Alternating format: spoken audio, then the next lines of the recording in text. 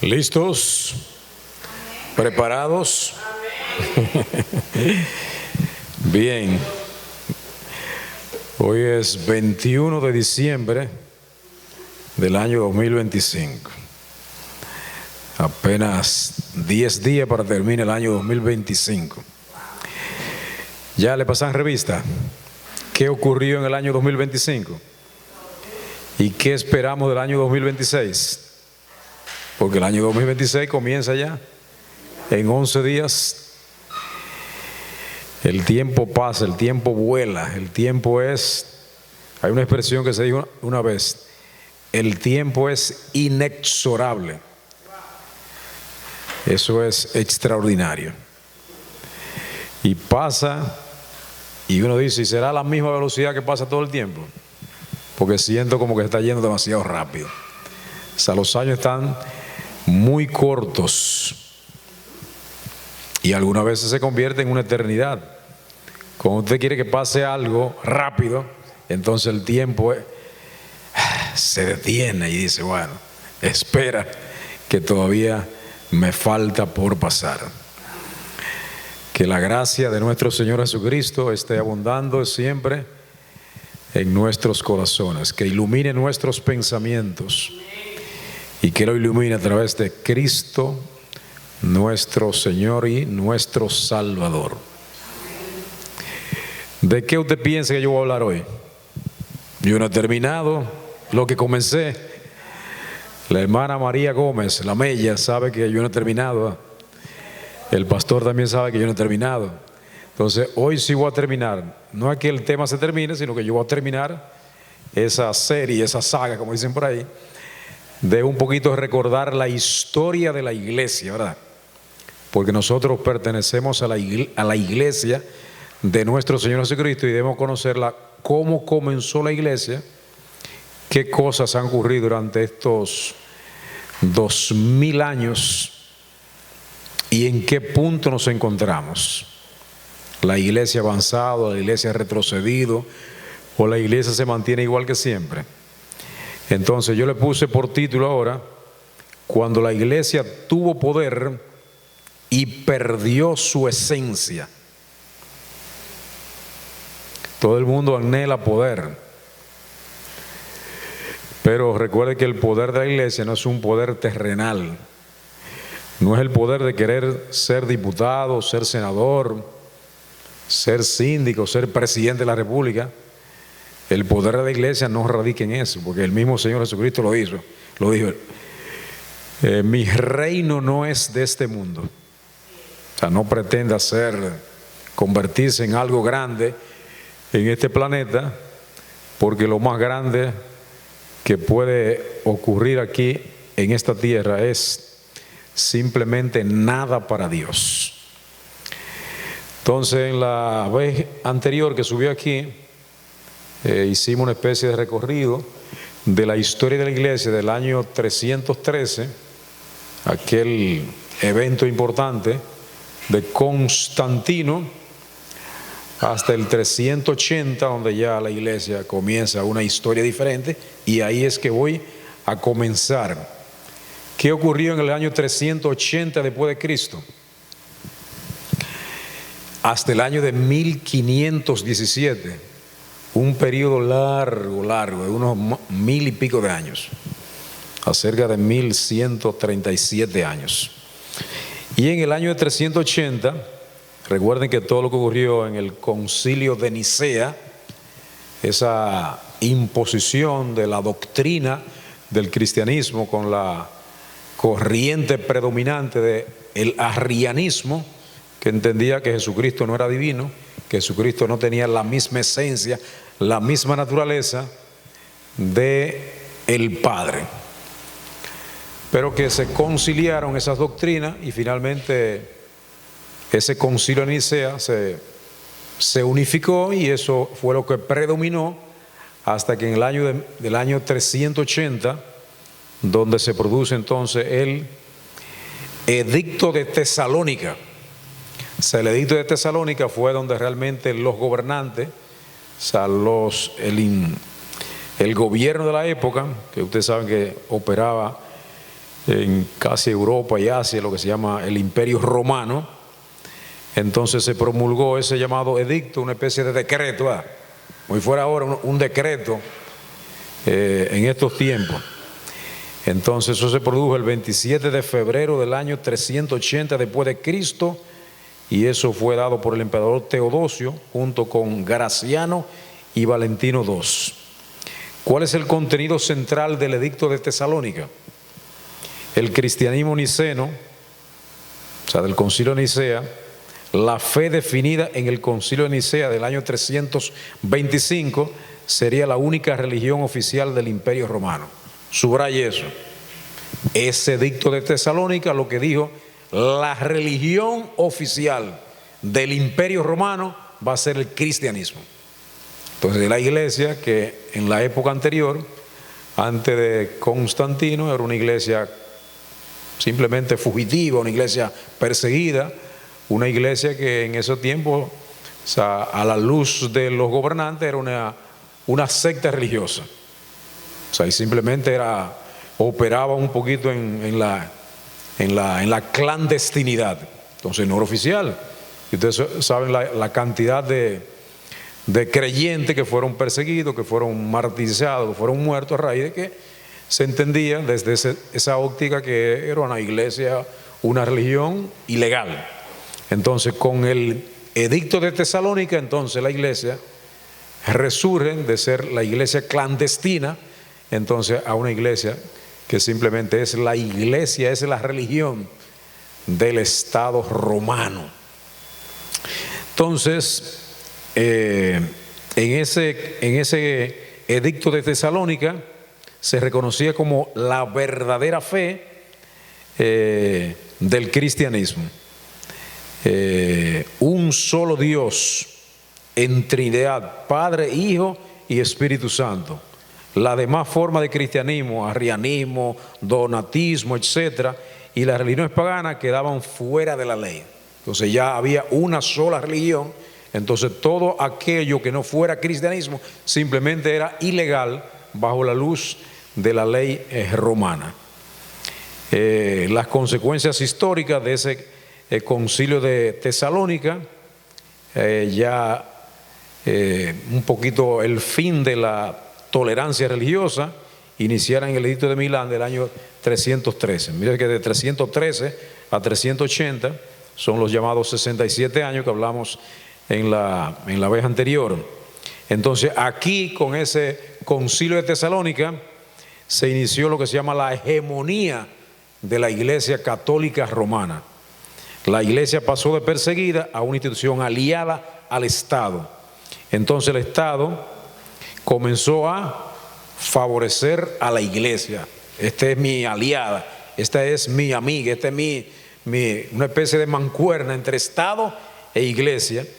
Y entonces el Estado comenzó a construir muchas iglesias.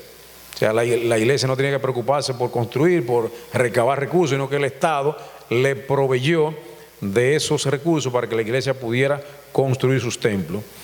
Entonces, ahí la iglesia comenzó a castigar la herejía. Entonces ahí la herejía era todo lo que era contrario a la doctrina cristiana romana católica. Entonces todo aquel que decía algo distinto a la creencia católica romana simplemente era so pena de castigos, de azotes y hasta de muerte. Era muy famoso un tipo de muerte que era la hoguera.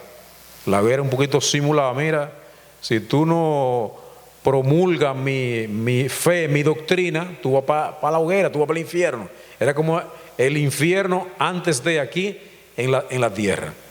Entonces ahí la iglesia comenzó a perder lo que se llama el rumbo, ¿verdad? ¿Y cómo que eso, que la iglesia va a estar quemando a todo aquel que no profesaba su fe? De ninguna manera. La tolerancia, o sea, es como nosotros que tenemos una creencia. Entonces nosotros vamos a comenzar a despotricar, vamos a comenzar a hacer cosas inadecuadas con todos aquellos que no comulgan con nuestra fe. De ninguna manera. Entonces eso es lo que comenzó con la iglesia en ese momento, que todo aquel que no profesaba, y sobre todo que la iglesia se convirtió una especie de caudal del conocimiento histórico, cultural, educativo de la época. Entonces todo se escribía a favor, en concordancia con lo que la iglesia profesaba. Entonces, en todos los tiempos han habido hombres que simplemente tienen un pensamiento de razonar alguna cosa y entendían que alguna cosa como que no estaban conforme a lo que ellos entendían. Es famoso aquello de Galilei, ya un poquito más para acá, pero que todavía se entendía en el año de 1500, 1600. Usted sabe que en una época determinada, hasta los años de 500 años atrás, se pensaba que la Tierra era el centro del universo. Entonces que inclusive el Sol era que giraba alrededor de la Tierra. Entonces cuando Copérnico en el año 1400 y pico, después vino Galileo y dijo, no, las cosas no son así, las cosas son al revés. El Sol era como el centro de nuestra galaxia, entonces todos los planetas era que giraban alrededor del Sol. Entonces eso que estaba escrito diferente, cambiar eso implicaba como que usted contradecir todo el conocimiento que había en la época. ¿Y cómo que usted va a decir que el Sol, que la Tierra gira alrededor? No, era un conocimiento que estaba ahí y no podía simplemente rebatirse. Entonces a Galileo Galilei lo hicieron retractarse y decirle, mire, retráctese de eso, si no usted está condenado a la hoguera. Y cuando a Galilei lo iban a llevar, retráctese, o sea, arrepiéntase de eso, diga lo contrario. Él se arrepintió simplemente para no perder la vida, pero en voz baja y sin embargo se mueve. O sea, él en su firme convicción no entendía por qué los demás no entendían eso, porque era un conocimiento científico que contrarrestaba lo que estaba establecido en ese momento. De tal manera que vamos a darle un pequeño repasito a lo que es el año 380 hasta 1517, donde ya se produce lo que se llama la llamada Reforma Protestante. Entonces voy a comenzar con un pasaje escritural que está en Juan capítulo 18. Vamos a leer unos cuantos versículos ahí para establecer la base escritural de la enseñanza.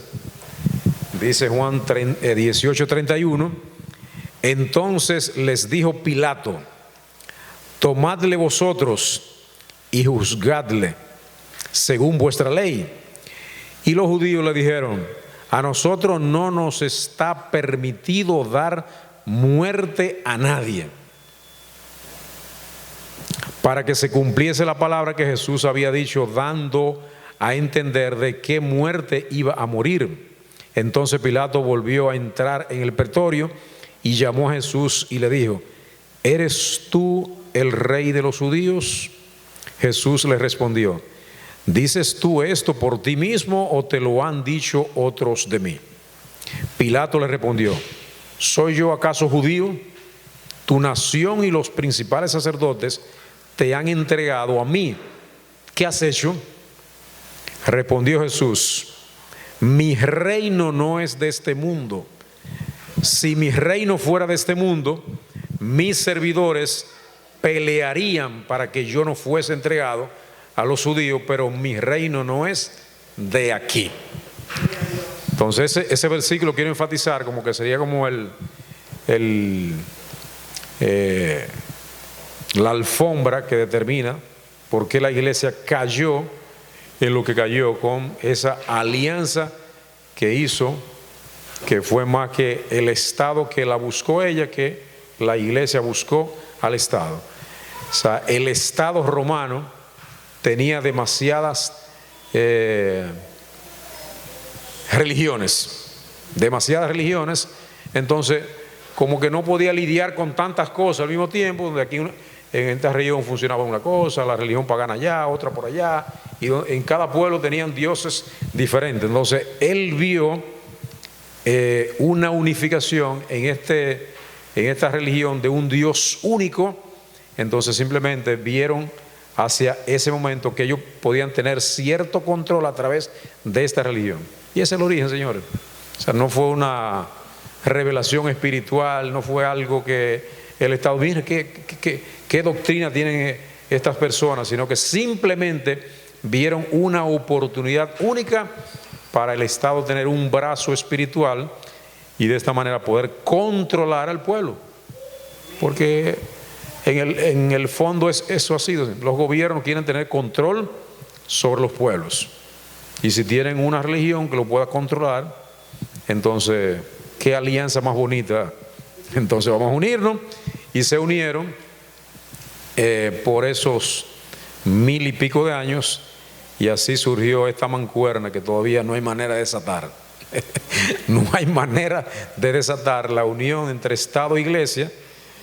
Entonces, al menos en el año de 1517, a través de Martín Lutero, que tampoco Martín Lutero quería una separación.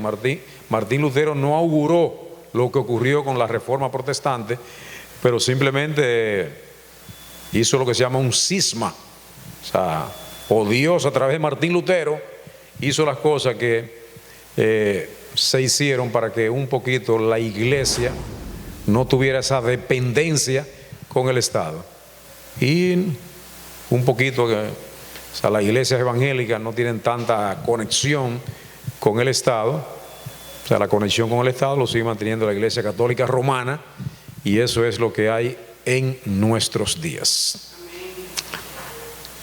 Voy a hablar a través de algunos símiles, de algunas comparaciones, para que entendamos algunas cosas.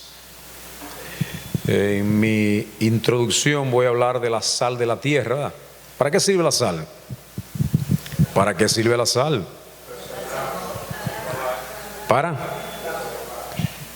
Para preservar. Ok, usted tiene un potecito de sal. Hay gente que acostumbra a tener un potecito de sal al lado de las comidas. Para algunas veces no es suficiente la sal que le echaron en la condimentación, sino que la rociamos con un poquito más de sal para darle un poquito más de sabor. Entonces, el símil es el siguiente. Vamos a suponer que usted tenga un potecito de sal ahí. Entonces, si usted no utiliza ese salero, ¿qué pasa? No hay sabor, ¿verdad que sí? No hay sabor. Entonces vamos a decir que nosotros, en Mateo 5:13, dice que nosotros sois la sal de la tierra. ¿Qué es lo que significa eso? Que la iglesia es como la que le pone el sazón, ¿verdad?, a este planeta que está medio sosó, ¿verdad?, medio nada. Vosotros sois la sal de la tierra, pero si la sal se desvaneciera, ¿con qué será salada? No sirve más para nada, sino para ser echada fuera y hollada por los hombres. La sal cumple su función cuando está fuera del salero. O sea, un pote de sal ahí no hace nada. O sea, para que la sal haga su función tiene que salir del salero. Si se queda ahí es pura, una sal pura, pero que es una sal inútil, una sal que no hizo ningún tipo de función. Porque eso es lo que ocurre con nosotros, ¿verdad? Si tenemos un talento, si tenemos unos dones, ¿verdad?, y lo dejamos dentro, ¿verdad?, y no lo sacamos fuera, simplemente son inútiles porque no han hecho nada. Entonces, si usted no saca la sal del salero y rocea la comida, entonces usted no se va a beneficiar si quiere un mejor sabor. Entonces repito, vosotros sois la sal de la tierra, pero si la sal se desvaneciera, ¿con qué será salada? No sirve más para nada, sino para ser echada fuera y hollada por los hombres. Eso es lo que ocurre con la iglesia. La iglesia debe ser el sazón, debe ser lo que le da el sabor a la tierra. Y en términos más específicos, sea, la iglesia es la que le debe dar sabor a los pueblos. Los pueblos que andan por ahí, sin norte, sin orientación, o sea, comiendo, bebiendo, durmiendo, y pasan días, y pasan semanas, meses, y pasan años, así como pasó el año 2025, que prácticamente no nos dimos cuenta que ya está a punto de finiquitar. Por eso yo lo dije al principio, pasémosle balance al año 2025.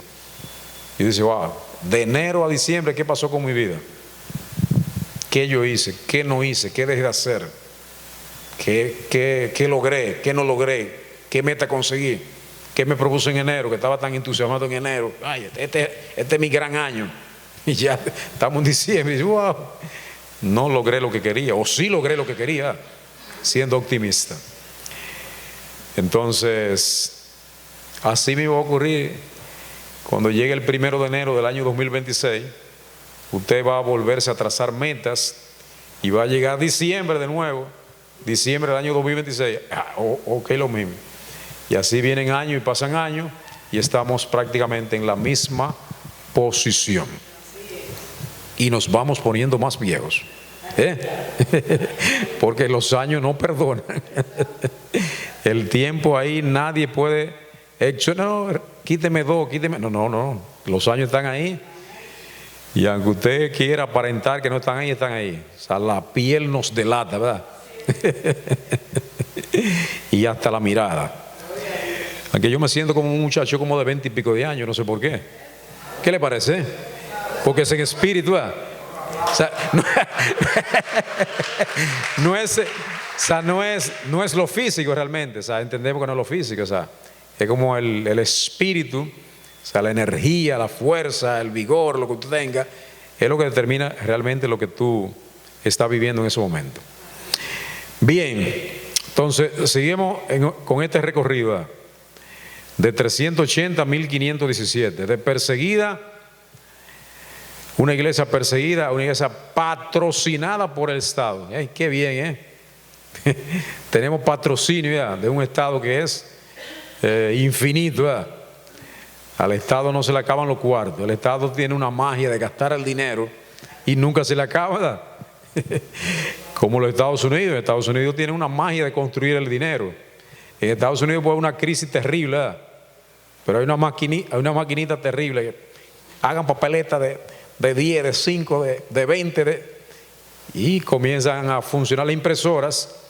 Y cuando la crisis está grande, que los bolsillos de la gente se vacían, entonces hacen unos cheques famosos de incentivo. Mándale 2,000 para fulano, para que comiencen a gastar, ¿verdad?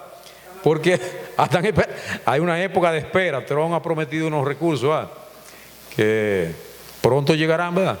Pero no confía con eso. Porque no se sabe cuándo llegará, ¿verdad? Hay gente que hizo mucho coco, ¿verdad?, pero no tenía la vaca. Y el cheque de estímulo no llegó en diciembre, ¿verdad? Y parece que no va a llegar en diciembre. Entonces, de una iglesia perseguida hay una iglesia patrocinada por el Estado. No hay preocupación ya. Ya yo pienso que los cristianos dejaron de orar ahí. O básicamente los clérigos, o sea, los grandes obispos, grandes sacerdotes, que menos que oraban, Dios mío, mándame los recursos necesarios para yo construir este templo, porque estamos en una casita aquí de tabla de palma cobijada con cana y piso de tierra. Entonces había que orar, ¿verdad?, para que ese piso de tierra se convirtiera en cemento, al menos, ¿verdad?, que las tablitas se convirtieran en bloc y que el zinc, la cana se convirtieran en zinc, ¿verdad?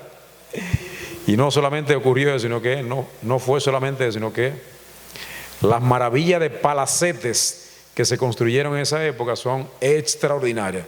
No eran simples iglesias, era simplemente templo, edificio para impactar al ojo humano, ¿verdad? ¿Para qué? Porque eso lo hizo Dios.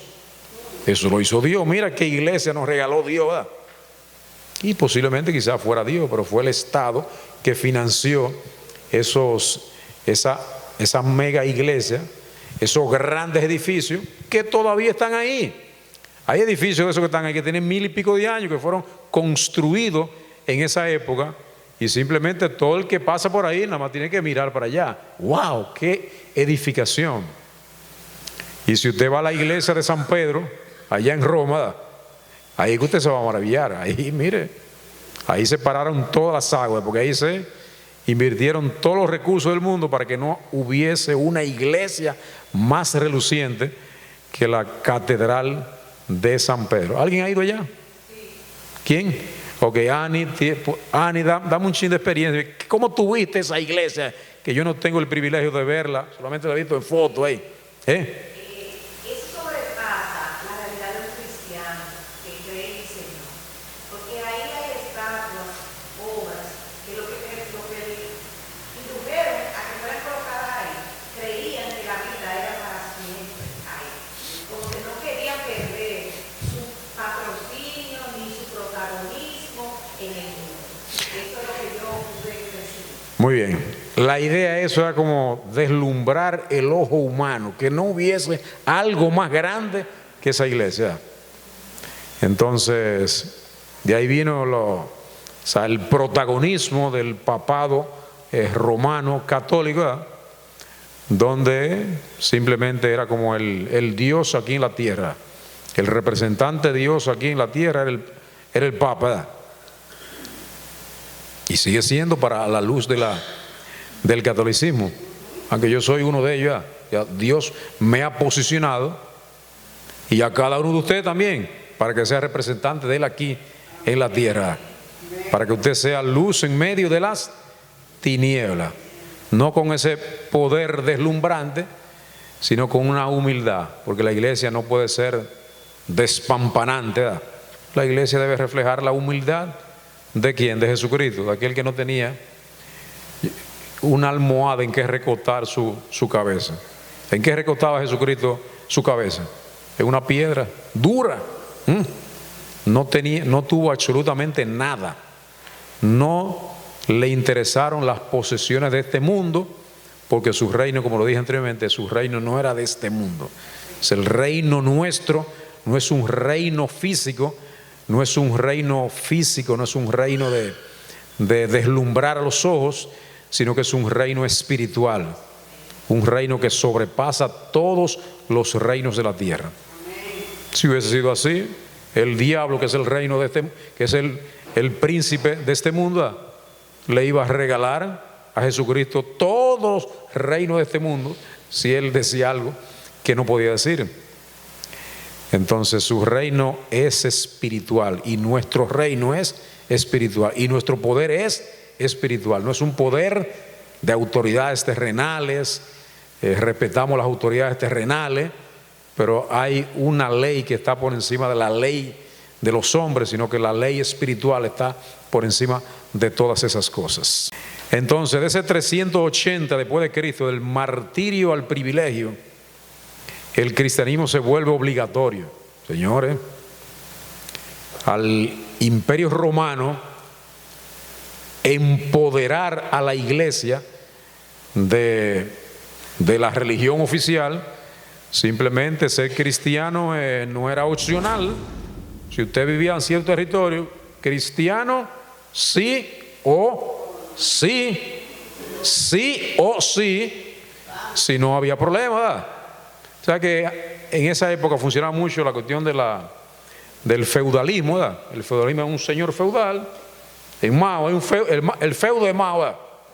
El señor feudal administraba todo lo que tenía que ver con las tierras, con el arroz, los guineos, los plátanos, ponía a producir la tierra, ¿verdad? Entonces él era la autoridad suprema de todo lo que estaba ahí. Entonces el señor feudal, ¿cuál es la religión? El cristianismo. Si usted no estaba en el cristianismo, tenía problemas, tenía que salir corriendo de ese territorio, vaya para allá, para otro lugar, porque si no, porque el señor feudal y la iglesia estaban ¿qué? Simplemente asociadas. O sea, contrólame esa gente, que yo te voy a mantener, te voy a dar comida, te voy a dar abrigo, te voy a dar de todo, ¿verdad? Entonces a mí se me va a dar todo de manera solícita, entonces yo voy a comenzar a hacer lo que tengo que hacer. Entonces a través de la doctrina se comenzó un proceso de evangelización de todo aquel que estaba bajo el mando del señor feudal. Entonces la iglesia, se llena la iglesia. Las iglesias estaban llenas en ese momento, ¿verdad? Pero usted sabe de qué, de gente miedosos, de gente que, bueno, no voy a perder el pan nuestro de cada día. Si no soy cristiano, entonces no me dan trabajo. Si no soy cristiano, me dan... No, entonces simplemente la iglesia estaba llena, pero no de personas convertidas, sino de personas temerosas. De hecho, le digo que en esa época fue una época de mucho oscurantismo, de muchas tinieblas, de mucha ignorancia, de muchas cosas que simplemente se decían, y aunque no fueran espiritualmente correctas, simplemente era el poder de la iglesia. La iglesia tenía un poder doctrinal, no necesariamente un poder espiritual. Entonces era muy difícil. Entonces Romanos 12:2, la palabra declara lo siguiente: no os conforméis a este siglo, sino transformaos por medio de la renovación de vuestro entendimiento, para que comprobéis cuál sea la buena voluntad de Dios, agradable y perfecta. Eso se escribió en esa época, pero simplemente eso aplica para hoy día, ¿verdad? No nos debemos conformar a este siglo, sino hay que permanentemente renovar nuestro entendimiento. El entendimiento espiritual hay que renovarla ¿a través de qué? A través de la palabra, a través de las sagradas escrituras. Por ahí renovamos nuestro entendimiento y podemos entonces hacer la voluntad de Dios. Entonces, ¿por qué eso es contradictorio con lo que se hacía? Porque simplemente se quería imponer, se quería a rajatabla obligar a la gente a hacer las cosas, y las cosas no es por fuerza, sino por entendimiento. O sea, hay que hacerle entender a la gente que la voluntad de Dios no hay que hacerla por obligación, sino que la voluntad de Dios es que desagradable. No, la voluntad de Dios es agradable. La voluntad de Dios es imperfecta. No, la voluntad de Dios es perfecta, para que comprobéis cuál sea la buena voluntad de Dios, agradable y perfecta. Entonces ahora la iglesia entonces se cuelga un anillo, ¿verdad? Un anillo de oro, ¿verdad? O sea que un anillo, como decir, un empoderamiento, ¿verdad? O sea, el significado de un anillo como la unión, ¿verdad? O sea, por eso cuando la gente se casa le ponen dos sortijas, ¿verdad? Para simbolizar la unión entre dos personas, para que esa unión se convierta en una sola persona. Entonces el anillo tiene una especie de empoderamiento, tiene una especie de un poder. Entonces ya a la iglesia le pusieron el anillo del poder, ¿verdad? Y lo exhibía a todas luces, ¿verdad? Tengo el poder, ¿verdad? Ya no soy una iglesia clandestina, sino que soy una iglesia declarada por el Imperio Romano como la iglesia oficial, como la religión oficial del imperio. Entonces, ¿qué es lo que pasa con el poder?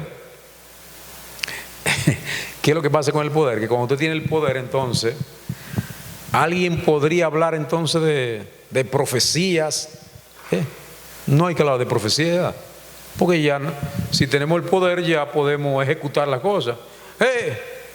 Dios mío, la profecía, Dios mío, hasta la oración se debilita, porque cuando usted tiene la capacidad de conseguir por mutuos propios las cosas que usted desea, no va a estar orando. Entonces la oración ya simplemente como que no es el camino expedito para usted conseguir las cosas de Dios, sino que usted ya casi se considera como un Dios. Usted ya puede conseguir las cosas que Dios en un momento determinado entiende que no es el momento para otorgárselas.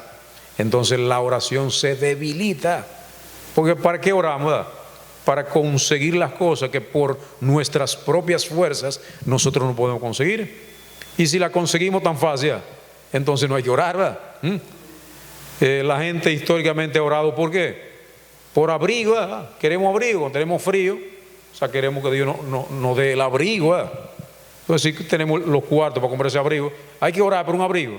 Simplemente hay que sacarse el bolsillo el dinero y comprar el abrigo. Adiós frío, ¿verdad? Y si tenemos chavo en el bolsillo para comprar los alimentos, ¿verdad?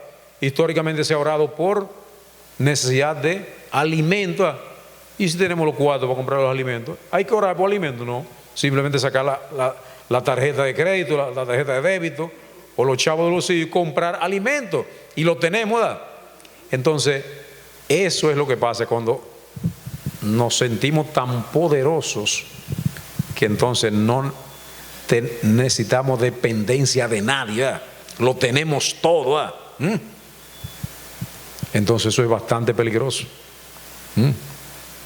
Porque si algo tiene el Evangelio es entender nuestras debilidades, o sea, reconocernos débiles y que nosotros no podemos conseguir todas las cosas que queremos por nuestra propia fuerza. Y por eso tenemos el poder de la oración para, por medio de la oración, pedirle a aquel que sí lo puede todo, entonces conseguir lo que uno entiende que debe conseguir en un momento determinado. Entonces, ya los pastores no se veían como los obispos, no se veían como personas humildes, sino que se volvieron príncipes. O sea, inclusive las vestimentas comenzaron a cambiar. Ya los arzobispos quizás no utilizan tanta indumentaria así, pero la indumentaria de un arzobispo, señores, cuando se ponen todo ese ropaje, es algo extraordinario. Entonces ya se perdió la humildad. Se perdió la humildad. El sacerdote humilde de ropas sencillas, entonces comenzó a ponerse unas indumentarias. Todo eso tiene nombre, no tengo todos los nombres ahora mismo. Una capita, una cuestión, una cadena, un collar, una cuestión. No, era un príncipe. O sea, no era el hombre que iba a predicar la palabra de humildad de Dios, sino que inmediatamente usted veía a este hombre ahí, simplemente era deslumbrante. La soberbia, ese enaltecimiento no es fácil. Papas y obispos con ejército, señores. Entonces, mire, cuando usted veía literalmente era así. O sea, papas que tenían autoridad en determinado territorio, obispos que tenían autoridad bajo determinado territorio, donde simplemente tenían un séquito de gente armados, de gente con armas de todo tipo para protegerlo, porque ya no confiaban en el poder espiritual, sino que tenían que tener hombres fuertes para que lo protegieran. Y la iglesia entonces pasó de ser una iglesia donde protegía a los pueblos pobres a una iglesia de ricos. ¿Recuerda el mote nosotros? No nos creamos eso. O sea, bajo la luz de ciertas personas. Y dice, la iglesia que queda allá, cerca en la calle del supermercado Morel, ¿verdad? En la calle del mercado público, ¿verdad? La iglesia de los ricos, ¿verdad? Que también hay que escribir, pastor. ¿Cuándo fue que comenzó eso? ¿Quién fue el primero? Quizá salió alguien de aquí que se congregaba en nuestra casa de fe y dijo, yo no voy a ser en esa iglesia, es una iglesia de ricos. Porque no creo que fuera de fuera. O sea, la pastora conoce la historia. Vino de Santiago. Esa es la iglesia de los ricos. Entonces, evidentemente que históricamente la iglesia ha sido la protectora de los pobres, de los más desamparados. Entonces la iglesia se convirtió en la iglesia de los ricos, en la iglesia de defender el poder. ¿Y quién es que tiene el poder? ¿Quién es que tiene el poder en República Dominicana? Los pobres, que nos ponen a votar cada 4 años. Pues elijan democráticamente el presidente que ustedes quieran. No. Eso es simplemente algo ficticio. Nos ponen a votar, pero ya eso está previamente determinado a través del poder de los que tienen el dinero. Entonces, todo aquel que quiere un carguito, evidentemente, ¿qué es lo que tiene que tener? Voluntad propia, un proyecto de gobierno, un plan de gobierno. No, jamás. Eso está relegado a un segundo plano. Simplemente aquí hay que tener recursos económicos para alzarme con el santo y la limosna, como se decía en el pasado. Entonces, el que tiene más tendrá más poder. Entonces, ya la iglesia se convierte en una iglesia jerarquizada, toda un organigrama. Aquí está el arzobispo, aquí están los obispos, aquí están los sacerdotes, aquí están los cleros, una serie de jerarquías para terminar. ¿Quién tiene el poder? ¿Quién tiene la potestad? ¿Quién tiene la decisión? Entonces, ahí no hay lo que se llama la horizontalidad, sino que lo que importa es la jerarquía. No tiene que ver nada con discipulado. Porque en términos de una iglesia bien estructurada, debiera ser, o sea, la profundidad en el Evangelio. O sea, cada vez que usted más profundiza en el Evangelio, cada vez que usted conoce más del Evangelio, usted está penetrando a una verdad profunda de Dios. Y Dios te va revelando cosas que de una manera u otra no te las va a revelar. La verdad es espiritual y está en las profundidades. ¿Ustedes quieren comer moro con espagueti hoy? Ya hay gente que está comenzando a comer ya puerco asado. No es el miércoles comenzar a comerse puerco asado. El miércoles de la Nochebuena. El miércoles de la Nochebuena. Guay, Nochebuena. Como dijo un hombre, yo quisiera volar la Nochebuena, dijo alguien por ahí. Yo quisiera volar la Nochebuena en la Navidad. Y de 23 pasar a 27, para no ver con tantos eventos, con tanta parafernalia, en términos alimenticios, en términos estilística. La gente come y bebe como un loco en esta época. Y se recuerda y se olvida que en enero, de que enero tiene 60 días. Ese enero, del 2 de enero al 25 que pagan, eso es una eternidad. Porque la gente quiere que pase rápido, pero son 20 y pico días que esperar. Entonces vamos a leer esta porción que dice Mateo 20, 25 al 28, para irlo terminando. Dice: entonces Jesús, llamándolos, dijo: ¿sabéis que los gobernantes de las naciones se enseñorean de ellas y los que son grandes ejercen sobre ellas potestad? Mas entre vosotros no será así, sino que el que quiera hacerse grande entre vosotros será vuestro servidor, y el que quiera ser el primero entre vosotros será vuestro siervo. Como el Hijo del Hombre no vino para ser servido, sino para servir y para dar su vida en rescate por mucho. Y ahí que está la gran contradicción, ¿verdad? El hombre quiere que lo sirvan, ¿verdad? El hombre tiene una ansia de tener un séquito de gente que le quite los zapatos, le quite la media, le busque la chancleta, le lave los pies, le dé masaje, ¿verdad? Tiene un anhelo de ser servida. Entonces el anhelo en el Evangelio debe ser lo contrario, el de servir, ¿verdad?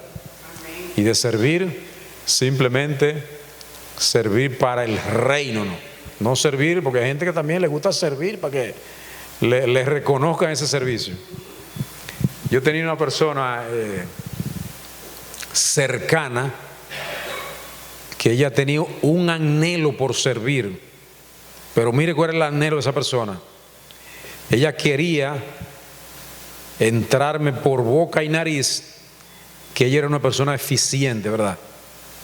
Que ella era una persona capaz, que era una persona que podía hacer esas cosas, pero su anhelo no era servir, sino demostrarme a mí que ella podía hacer esas cosas de manera magistral, y yo sabía que lo podía hacer así, pero el propósito yo lo leía.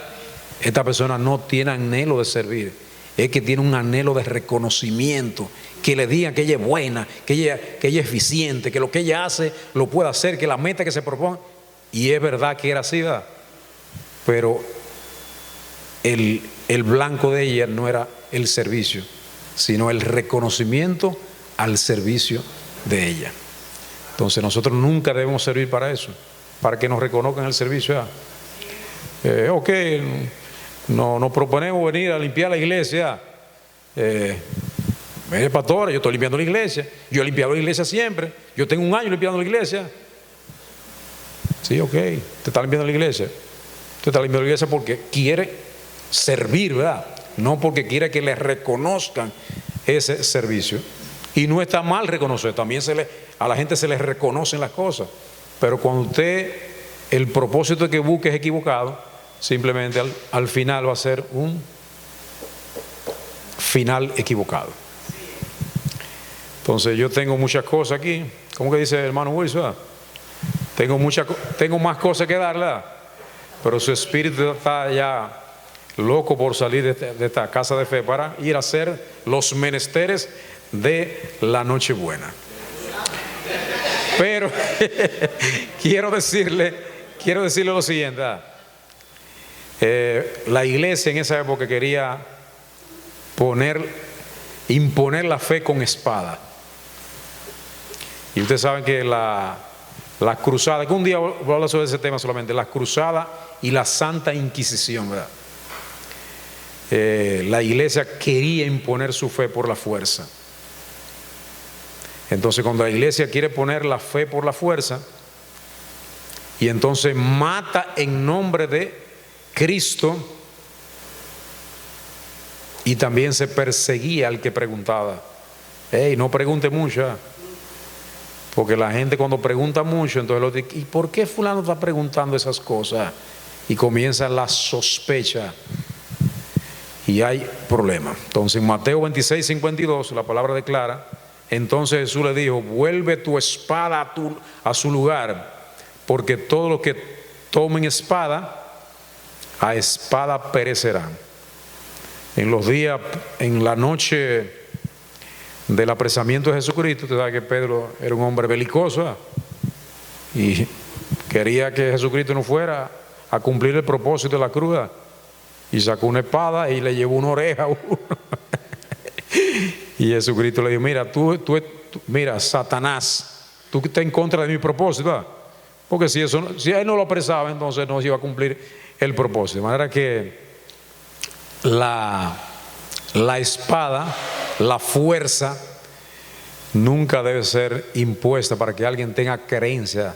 O sea, la creencia viene por un don de fe que Dios te otorga, por una medida de fe que Dios te otorga, que si no está presente, simplemente no va a ocurrir nada. Por más que usted le hable, ¿verdad? Sí, hable, ¿verdad? Entonces, si usted le habla y viene esa medida de fe, entonces él habla la palabra y la medida de fe otorgándose va a hacer lo que hay que hacer. Pero sin fe nadie puede agradar al Señor. Por eso que hay mucha gente que se convirtió al Evangelio, ¿verdad? Está convertido, pero realmente esa medida de fe no está presente, o simplemente recuerden que nos dan medida de fe como el tamaño de una mostaza. Esa mostaza puede simplemente podrirse, desaparecer, ¿verdad? Si usted no la alimenta, si no la abona, si no la conjuga con otros elementos, para que entonces esa semillita pequeñita entonces dé un fruto en su tiempo. Y finalmente, en esa época, señores, la Biblia o la Sagrada Escritura simplemente estaban encadenadas. El pueblo no tenía acceso a leer. No. Usted quiere saber algo, hable con el padre, hable con el cura, hable con el sacerdote, que ese es el que tiene el depositario de la verdad de Dios ahí. Usted tiene duda, hable con él. Porque en toda esa época las misas simplemente se daban en latín. ¿Y cuántas personas sabían latín? O sea, muy pocas personas sabían latín. Había que estudiar en esa época para aprender latín. Entonces simplemente la gente iba a un servicio, a una Eucaristía, y escuchaba cosas, pero entendimiento, absolutamente nada. Entonces la Biblia solamente estaba en latín, el pueblo dependía del clero y la tradición, eso es lo que valía. Ahí no es cuestión de fe, que Dios dijo, no. La iglesia dijo y eso es lo que se va a hacer. ¿Verdad? Si usted no puede hacer eso, simplemente usted está en contra de la iglesia. Y me despido con este versículo que está en Juan 8:32, que dice: y conoceréis la verdad, y la verdad os hará libre. Y finalmente en Osea 4, capítulo 4, a partir de 6, dice: mi pueblo fue destruido porque le faltó conocimiento. Por cuanto desechaste el conocimiento, yo te echaré del sacerdocio, y porque olvidaste la ley de tu Dios, también yo me olvidaré de tus hijos. Conforme a su grandeza, así pecaron contra mí, también yo cambiaré su honra en afrenta. Por eso que se dice que la lámpara apagada no puede dar, la lámpara cubierta, esa no puede dar a luz, por pequeña que sea una luz, ¿verdad? Si está cubierta, entonces puede alumbrar el camino. La palabra es la que puede alumbrar el camino de cada uno de nosotros. Y cuando usted conoce la verdad, y conoceré la verdad ¿quién es? La verdad es nuestro Señor Jesucristo. Y la verdad que Jesucristo entonces nos hará ¿qué? Libres. Entonces vivimos 1000 y pico de años en tiniebla, en oscuridad, hasta que llegó un poquito la luz de Dios a través de la Reforma Protestante del año de 1517. Entonces todo vino a ser visto con otra luz. Solo la fe, solo Cristo, solo la Escritura, solo Dios.